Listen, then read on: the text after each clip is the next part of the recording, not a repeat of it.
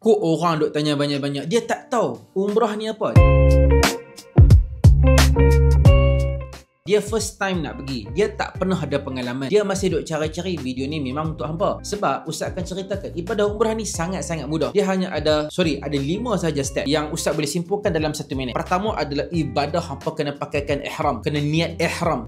Kedua adalah hampa kena tawaf keliling Kaabah 7 kali pusingan. Ketiga, hampa kena sa'i antara Safa, mai Marwah, pi Safa, Marwah 7 kali pi patah balik. Yang keempat, yang terakhir, taklah terakhir sangat. Yang keempat lah, sebelum terakhir adalah kita kena tahallul. Kita cukur rambut. Dan yang kelima adalah tertib. Easy. This is 5 basic step tanpa ada apa-apa senario. Sebab kalau hampa nak tengok senario ni kena dam tak kena dam, luruh rambut, terpijak burung, terkorek tak hidung, kena dam tak kena dam, senario ni hampa tengok kat video lain. Kat sini saya nak cerita betapa mudahnya umrah ni hanya ada 5 saja. Semudah-mudahnya ibadah umrah hanya ada 5 saja langkah. Tak banyak, tobat tak banyak. Hak hampa dengar serabut-serabut ni Ustaz nak cerita simplifykan dekat hampa. Pertama, hampa niat ihram, pakaikan ihram. Bila start ihram terpakai semua larangan-larangan ihram tu hampa dah tak boleh buat. Yang kedua, hampa tawaf dekat Kaabah, keliling Kaabah 7 kali. 7 kali bagi cukup. Mula Hajarul Aswad, pusing pun habis dekat Hajarul Aswad 7 kali. Selesai. Yang seterusnya, yang ketiga, hampa sa'i. Start daripada Safa. Mesti start dengan Safa, habis dekat Marwah. Jadi Safa, Marwah sekali, Marwah pergi Safa 2 kali. Lepas tu daripada Safa mai Marwah balik 3 kali. Jadi pi mai 7